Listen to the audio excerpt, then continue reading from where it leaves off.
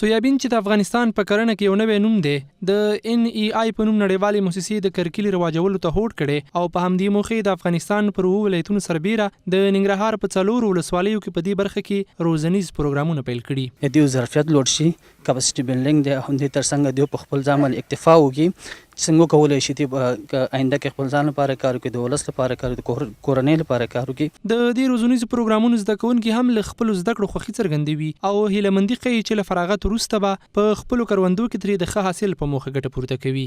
ما په دې 13 غونډو کې د سبزیجاتو د کارولو په پاشان او په قطار د زده کړل او موږ چې کوم یو درس په سیم کې وو نو هغه ته موږ باندې استاد عملی کوي.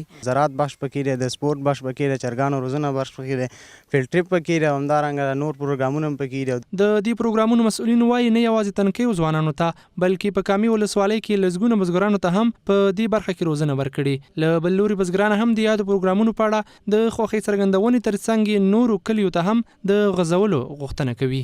موږ ترې نه ډېر خوشحاله یو. مؤثر پروګرامونه دي او دا کوم درسونه چې ورکول کېږي شاګردانو ته په دې درسونو باندې هم موږ ډېر خوشحاله یو. خواهش کوو د دغه موسسې نه چې دغه پروګرام نورو کلو له وغځوي. تعلیم په بخش کې دي چې موږ ته ډېر راضي یو دغه بخش نه. بل دا چې موږ ته د زراعت په دغه کې سویابین دا شیان هم کرلي دي، دا ډېر ښه پروګرام دی او باید چې موږ سره لږ نور همکاري وشي. سویابین یو غني پروټین لرونکی نبات دی چې د غنمو له حاصل ټولونې وروسته کرل کیږي. په لنډه موده کې حاصل ورکوي او په زیاته کچه پروټین لرلو له امله ترې په ډېرو برخو په ځانګړي ډول بسکټ او کلچه جوړولو کې ګټه اخیستل کیږي.